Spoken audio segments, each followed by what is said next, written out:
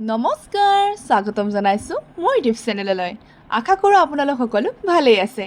আজি ভিডিঅ'ৰ বিষয়বস্তু লৈ আহিছোঁ সপ্তমমান শ্ৰেণীৰ অসমীয়া বিষয় অৰ্থাৎ উন্মেষ কিতাপখনৰ পাঠ 4 কৃষক এতিয়া মই ধুনীয়াকৈ এই পাঠটি পঢ়াই দিম আপোনালোকে যদি মোৰ চেনেললৈ নতুনকৈ আহিছে সাবস্ক্ৰাইব কৰিব আৰু আপোনালোকৰ যদি এই ভিডিঅ'টো ভাল লাগে তেন্তে লাইক কমেন্ট শ্বেয়াৰ কৰিবলৈ নাপাহৰিব এতিয়া আহকচোন চাওচোন এই কবিতাটোতনো কি কথা আছে পাঠ 4 কৃষক জীৱন নামৰ গুৰি বঠা ধৰি তুমি সমাজক ৰাখিছা জীয়াই তুমি পিতৃৰ তুল্য গোটেই দেশৰ অন্নাহাৰ দিছা সৰ্বদাই তোমাৰ জহতে লোকে আজি বিদ্যাধন স্বদেশৰ উন্নতি সাধিছে তোমাৰে উৎপন্ন লৈ কিনা বেচা কৰি সদাগৰে লক্ষ্মীক বান্ধিছে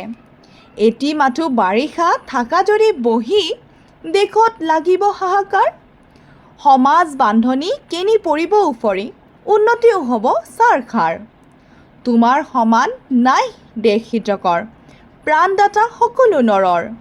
তোমাৰ বিহনে হ'ব জগত শ্মশান তুমি মাত্ৰ সাৰ সংহাৰৰ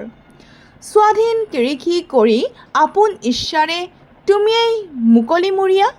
নাপাতা কালৈকো হাত নধৰা খটনি ৰাখিছা দেশৰ তুমি চিয়া এই সুন্দৰ কবিতাটিৰ কবি হৈছে তুলসী চন্দ্ৰ বৰুৱা অৰ্থাৎ আমাৰ হয়তো এটা প্ৰশ্ন আহিব পাৰে যে তোমাৰ পাঠ্যপুথিত থকা কৃষক নামৰ কবিতাটিৰ কবি কোন হয় তোমালোকৰ উত্তৰ কি হ'ব তুলসী চন্দ্ৰ বৰুৱা ঠিক আছে কবিতাটি পঢ়াই দিয়াৰ লগতে এটা প্ৰশ্ন সকলোৰে সৈতে শ্বেয়াৰ কৰিলোঁ হয়নে তো ইয়াতে আমাক কি কোৱা হৈছে কৃষকৰ বিষয়ে কোৱা হৈছে কৃষক অৰ্থাৎ আমি য'ৰ পৰা ভাত হয়নে দাইল এইবোৰ খাই আছোঁ এইবোৰ কোনে কৰি আছে আমাৰ খেতিয়কে কৰি আছে শাক পাচলিৰ পৰা আদি কৰি ফল মূলৰ পৰা এভৰিথিং আমাৰ কোনে কৰি আছে আমাৰ কৃষকসকলে কৰি আছে আৰু সেই কৃষকসকলৰ ভিত্তিতে এই কবিতাটি কবিয়ে উল্লেখ কৰিছে অৰ্থাৎ লিখিছে এটি সুন্দৰ কবিতা ইয়াৰে